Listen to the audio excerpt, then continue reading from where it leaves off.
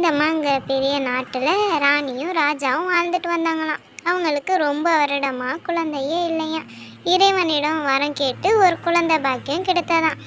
அவங்களுக்கு ஒரு ஆண் குழந்தை, அழகான ஆண் குழந்தை பிறந்ததான். பிறந்த சந்தோஷத்தில் ஏழை எளிய மக்களுக்கு காசு பணம் நகை நட்டு அப்படின்னு உதவி செஞ்சாராம். செய்யக்குள்ள அந்த குழந்தைக்கு 5 வயசு ஆயிடுச்சான். அந்த பிள்ளை ஸ்கூல் போகிறதுலேருந்து விளையாட போகிறதுலேருந்து எல்லா விளையாட்டையும் கற்றுக்குச்சான். அந்த குழந்தை கற்றுக்கிட்டு எல்லாத்துலேயும் முதல் ரேங்க் வாங்கிச்சான்.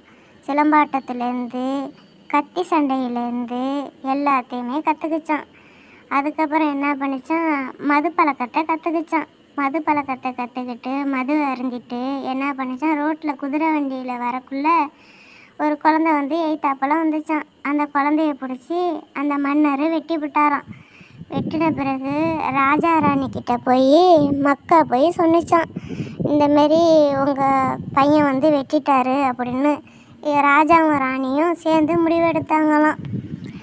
முடிவெடுத்து ஊரை விட்டே கிளம்பி போனாங்களாம். போய்கிட்டு இருக்கக்குள்ள அங்கே திருட்டு பையன் வந்து உங்களுடைய பொருளெல்லாம் கொடுங்கன்னு பிடுங்கிட்டு போனாராம். கொண்டு இருக்கும்போது அவர் மேலே ஒரு குருவி வந்து தூங்குச்சான்.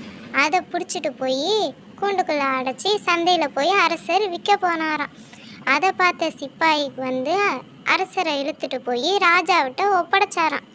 ராஜா வந்து ஒவ்வொரு கேள்வியும் கேட்கும்போது அரசர் வந்து முன்ன நடந்தது, அவர் நாட்டில் நடந்த ஒவ்வொன்றா எடுத்து கவலையோடு பேசிக்கிட்டு இருந்தாராம். ராஜா மன்னிச்சு அரசருடைய குடும்பத்தை இந்த நாட்டுக்கே அழைத்து வர சொல்லிட்டாரு.